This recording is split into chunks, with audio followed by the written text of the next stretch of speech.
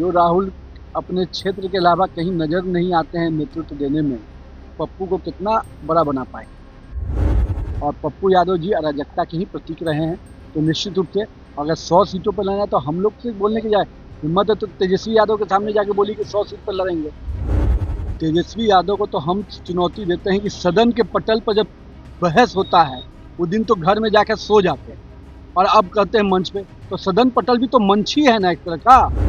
Congress party को 100 seat पर चुनाव लड़ना चाहिए, राहुल गांधी के नेतृत्व में चुनाव लड़ना चाहिए, कहा है बिहार में। जो राहुल अपने क्षेत्र के अलावा कहीं नजर नहीं आते हैं नेतृत्व देने में, पप्पू को कितना बड़ा बना पाए।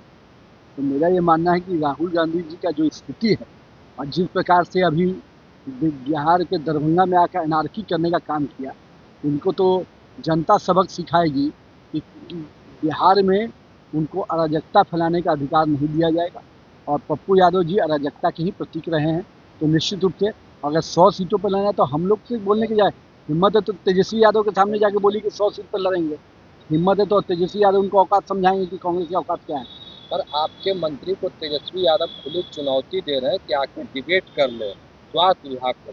तेजस्वी यादव को तो हम चुनौती देते हैं कि सदन के पटल पर जब बहस होता है वो दिन तो घर में जाकर सो जाते हैं, और अब कहते हैं मंच पे। तो सदन पटल भी तो मंच ही है ना एक तरह का, जिसपे पूरे राज्य की निगाहें होती हैं, पूरे एक एक विभाग पर डिबेट होता है। वो दिन कहाँ आते हैं, वो दिन सदन पटल से भाग जाते हैं, भगोड़े की तरह सदन में नजर नहीं आते हैं। सड़क पर जनता के मुद्दों को संघर्ष है। अब चुनाव आया है तो मंच पर बड़े बड़े मंच बनाकर सब भाषण देने निकले हैं। लेकिन तेजस्वी यादव जी, अगर आपको डिबेट करना था तो सदन के पटल में कई बार मौके मिले, पर आप सदन पटल से भागते हुए नजर आए। जनता के सवाल उठाने के बजाय आप केवल अपनी महत्वाकांक्षा में घिरे रहे। सर, इस पर भी उनका कहना है कि विधानसभा में एनडीए के मंत्री की बोली नहीं निकलती है, चाहे कोई भी विधायक है।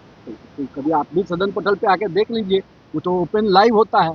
तो लाइव पर दिखती है कि कितने देर तेजस्वी यादव नजर आते हैं और कितने बाकी मंत्री।